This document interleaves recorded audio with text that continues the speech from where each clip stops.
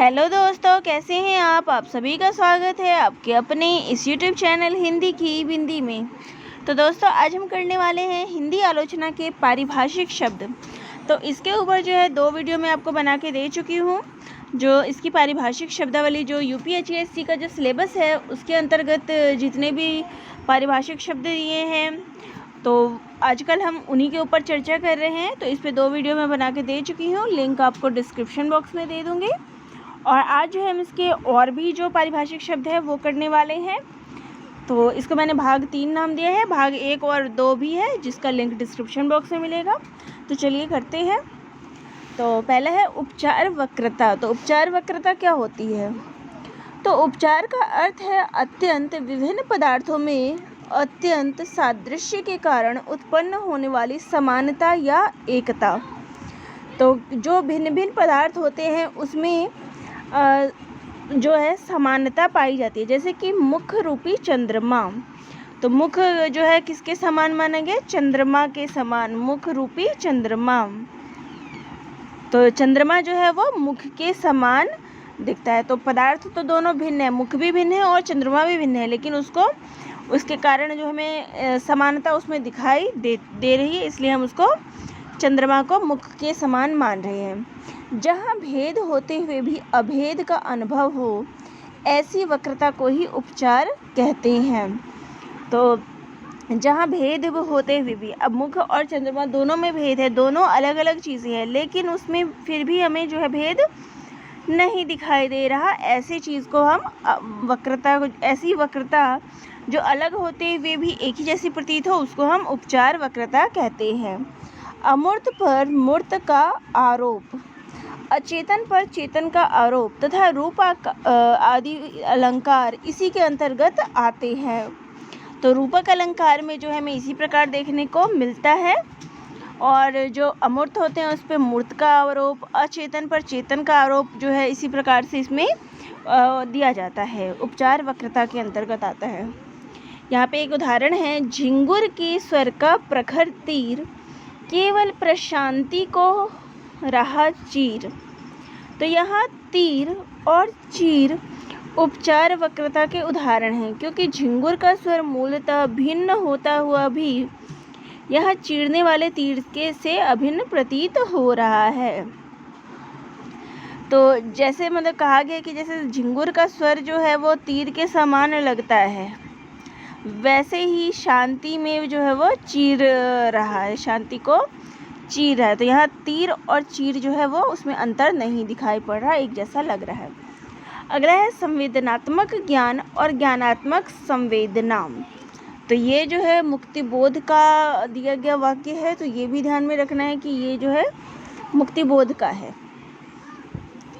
यथार्थ के अनुभवों को जांचने परखने और उन्हें रचना के संदर्भ बनाने तक की प्रक्रिया रचनाकार से जितना वस्तुगत संघर्ष की मांग करती है, उतना ही आत्मगत संघर्ष का भी। तो यहाँ जो है वस्तुगत है।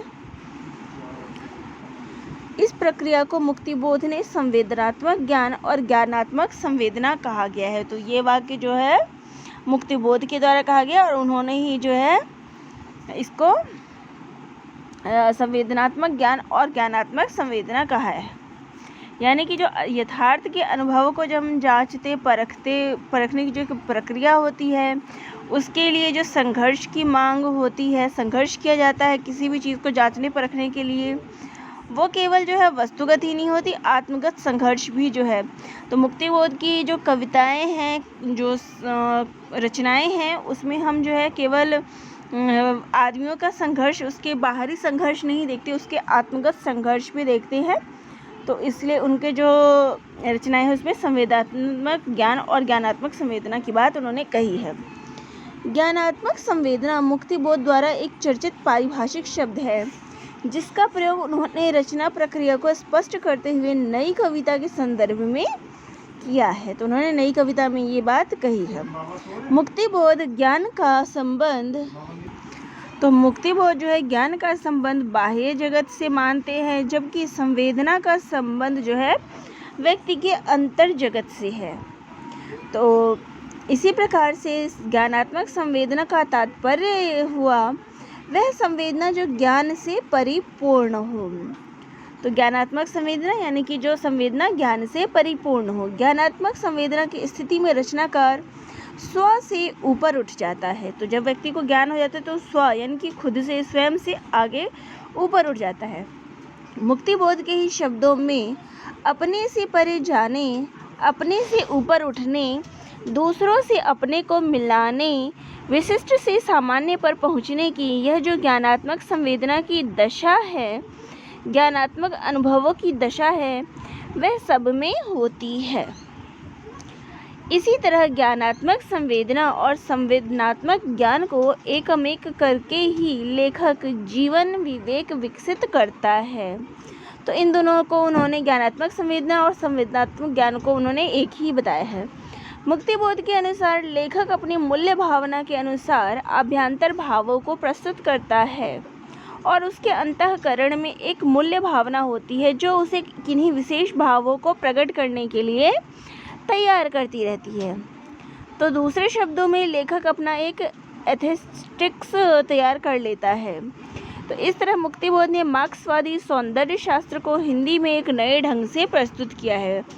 तो मुक्तिबोध जो थे वो मार्क्सवादी समीक्षक थे, लेकिन जो है उन्होंने रचना में जो है ज्ञानात्मक संवेदना यानी कि जो ज्ञान की संवेदना है, संवेदनात्मक ज्ञान कि स्व से आदमी जो ऊपर उठ जाता है और इसके माध्यम से जो ज्ञान रचता है, आत्मबोध होता है, उसको आत्मिक जो पहचान होती है उसका उन्होंने दिया है।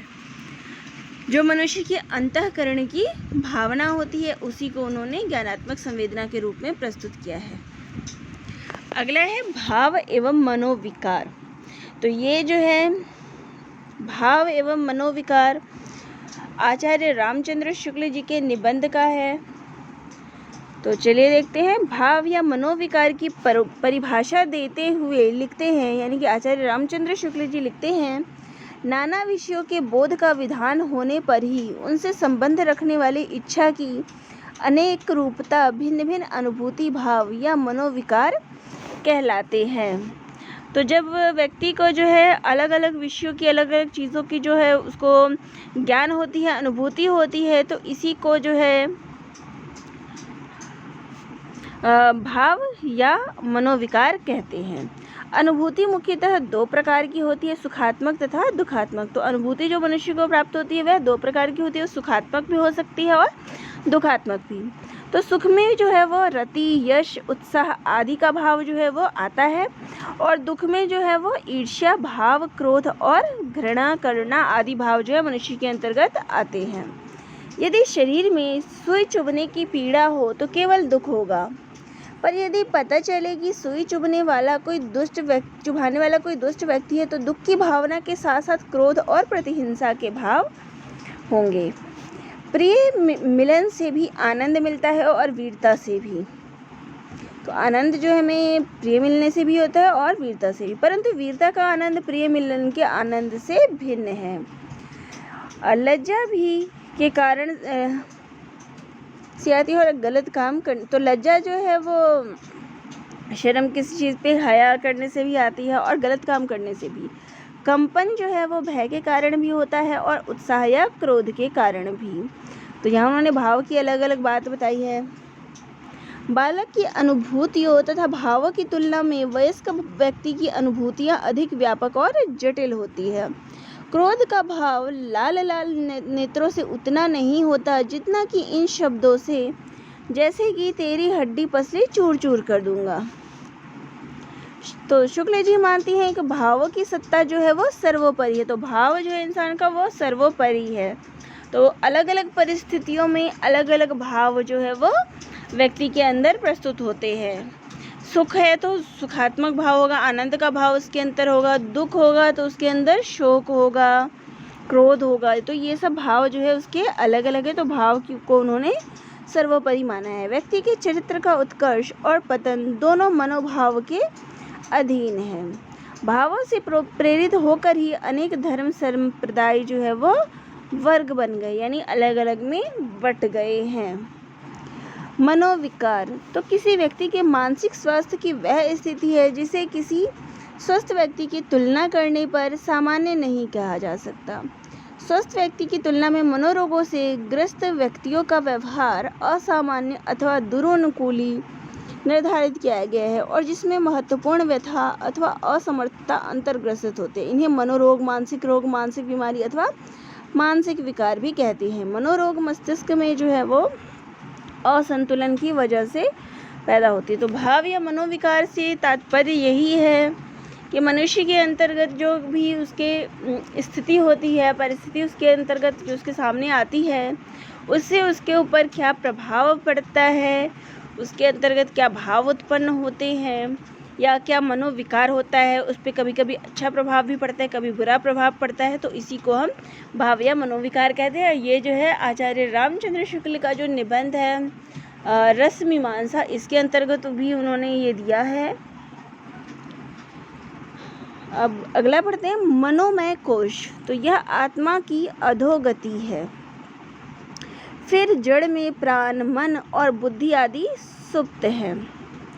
इस शरीर को पुष्ट और शुद्ध करने के लिए यम, नियम और आसन का प्रावधान है। इस अन्नमय कोश को प्राणमय कोश ने, प्राणमय को मनोमय और मनोमय को विज्ञानमय और विज्ञानमय को आनंदमय कोश ने ढाक रखा है। तो यह जो है आत्मा की अधोगति है, अलग अलग अवस्था जो है वह दी गई है। रूप, तो रूप जो है वाक्य में प्रयुक्त शब्द को कहते हैं। तो कोई भी वाक्य अगर हम लिखते हैं तो उस शब्द को जो है रूप कहते हैं। इसे पद भी कहा जाता है। शब्दों के दो रूप हैं, एक तो शुद्ध रूप है या मूल रूप है जो कोश में मिलता है, और दूसरा वह रूप है जो किसी प्रकार के संबंध सूत्र से युक्त होता है।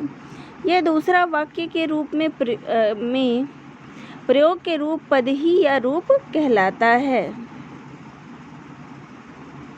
तो रूप की जो है यहाँ पे परिभाषा यही दी गई है कि रूप जो है वो वाक्य में प्रयुक्त शब्द को कहते हैं। वाक्य के प्रयोग के योग्य रूप ही पद या रूप कहलाते। तो वाक्य में वो किस प्रकार से प्रयुक्त हुआ है, उसका क्या योग है, उसी को हम पद या फिर रूप कहेंगे। आगे पढ़ेंगे हम प्रत्यक्ष रूप विधान, स्मृत रूप विधान और कल्पित रूप विधान के बारे में।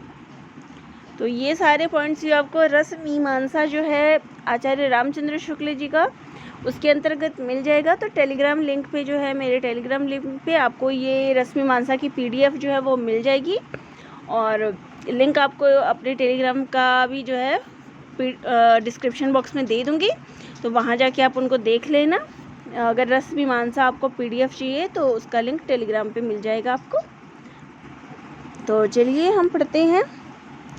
शुक्ल जी ने रूप विधान 3 माने हैं। पहला प्रत्यक्ष रूप विधान। तो प्रत्यक्ष में क्या होता है, मन में प्रत्यक्ष देखी वस्तु का प्रतिबिंब खड़ा होता है। तो जब भी किसी वस्तु को सामने हम प्रत्यक्ष देखते हैं तो मन में जो है उसी की जो प्रतिबिंब खड़ा होता है उसको हम प्रत्यक्ष रूप विधान कहते हैं। दूसरा हो गया, जब अतीत में प्रत्यक्ष देखी वस्तु के रूप व्यवहार का स्मरण करके हम रसमग्न होते हैं तो उस समय हमारे मन में स्मृत रूप विधान होता है।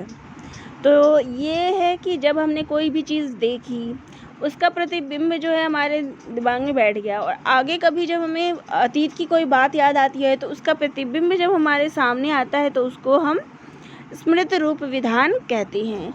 लेकिन कवि लोग एक और प्रकार का रूप विधान कहते हैं।